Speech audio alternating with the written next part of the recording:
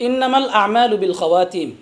হাদিসে পাকে রসুল্লাহ সাল্লাল্লাহু আলাইহি ওয়াসাল্লাম ইরশাদ করেছেন, শেষ আমলই নির্ভরযোগ্য। আমাদের মাঝে রহমত, মাগফিরাত ও নাজাত নিয়ে উপস্থিত হয়েছিল মহিমান্বিত রমাদান। ইতিমধ্যে আমরা রহমত ও মাগফিরাতের দিনগুলো অতিক্রম করেছি এবং নাজাতের শেষ সময়গুলো আমরা পার করছি। এই ভিডিওটি যারা দূর দূরান্ত থেকে দেখছেন এবং আমি সহকারে, হতে পারে একটি বছর পর আবারও মহিমান্বিত রমাদান উপস্থিত হবে, কিন্তু আমি আপনি থাকব না। তাই মহিমান্বিত রমাদানের এই শেষ সময়টুকুকে আমরা গনিমত মনে করে কাজে লাগাতে পারি। বিশেষ করে আমরা 29তম রজনীতে লাইলাতুল কদর তালাশ করতে পারি এবং বেশি বেশি তওবা ইস্তিগফার করতে পারি। কেননা হাদিসে পাকে এসেছে, রাসূল সাল্লাল্লাহু আলাইহি ওয়াসাল্লাম বলেছেন, রমাদানের শেষ দশকে মানুষদেরকে নাজাত দেওয়া হয় তথা মুক্তি দেওয়া হয়। তাই আসুন আমরা বেশি বেশি ইস্তিগফার পড়ি এবং জাহান্নাম থেকে আল্লাহ তাআলার কাছে মুক্তির জন্য দোয়া করি। এবং এক হাদিসে নবীজি সাল্লাল্লাহু আলাইহি ওয়াসাল্লাম ইরশাদ করেছেন, তোমরা শাওয়ালের প্রথম রজনীতে তথা আমাদের দেশে চাঁদ রাত বলা হয়, চাঁদ রাতে বেশি ইবাদত করো এবং কান্না, রোনাজারি ও ইস্তিগফারের মধ্যে তোমরা শামিল থাকো। তারা শাওয়ালের প্রথম রজনীতে ইবাদত করবে, রাত্র জাগরণ করবে, কিয়ামতের ময়দানে আল্লাহ তাআলা তাদের অন্তরগুলোকে জীবিত রাখবেন।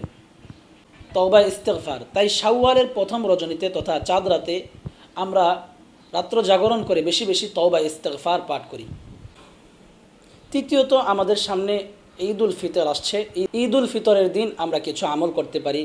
তার মধ্যে অন্যতম হলো সকাল সকাল ঘুম থেকে ওঠা এবং গোসল করে পবিত্রতা অর্জন করা, সুন্দর ও উত্তম পোশাক পরিধান করা, ঈদগাহে যাওয়ার পূর্বে পানাহার করা, মিষ্টি জাতীয় খাদ্যদ্রব্য পানাহার করা, ঈদগাহে যাওয়ার সময় আস্তে আস্তে নিম্ন স্বরে তাকবীর বলা, আল্লাহু আকবার, আল্লাহু আকবার, লা ইলাহা ইল্লাল্লাহু, আল্লাহু আকবার, ওয়ালিল্লাহিল হামদ। ঈদগাহে যাওয়ার সময় এক রাস্তা দিয়ে যাওয়া, অন্য রাস্তা দিয়ে ফিরে আসা, ঈদগাহে পায়ে হেঁটে গমন করা এবং ঈদগাহে যাওয়ার সময় শিশুদেরকে সঙ্গে নিয়ে যাওয়া, ঈদের নামাজের পর খুতবা শ্রবণ করা। কেননা খুতবা শ্রবণ করা এটা ওয়াজিব। আমরা অনেক সময় দেখা যায় ঈদের নামাজ পড়ে অনেকেই চলে যাই, অনেকেই মুআনাকার মধ্যে লিপ্ত হয়ে যায়। এটা উচিত নয়, এটি একটি অনুচিত ও গর্হিত কাজ। আমরা চেষ্টা করব ঈদের নামাজের পরে ঈদগাহে বসে থেকে ঈদের খুতবা শ্রবণ করা, ঈদের খুতবা শোনার পরে একে অপরের সাথে ঈদের শুভেচ্ছা বিনিময় করা, ঈদগাহ থেকে ঘরে ফিরে নফল নামাজ আদায় করা। ঈদের দিনের এই 10টি আমল আমরা করতে পারি। হাদিসে পাকে রাসূলুল্লাহ সাল্লাল্লাহু আলাইহি ওয়াসাল্লাম ইরশাদ করেন, ঈদ উল ফিতরের দিন সকালবেলা আল্লাহ তাআলা ফেরেশতাদের সাথে বান্দাদের বিষয়ে গর্ব করে বলেন, হে ফেরেশতারা, যে শ্রমিক তার কর্ম পরিপূর্ণ করেছে তার বিনিময় কি? তখন ফেরেশতারা বলে, তাদের পারিশ্রমিক পরিপূর্ণভাবে আদায় করা।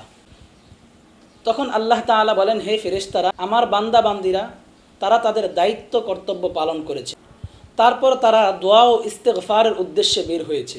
আমার সম্মান, মহত্ব, করুণা ও উচ্চ মর্যাদার শপথ, আমি তাদের প্রার্থনা গ্রহণ করব।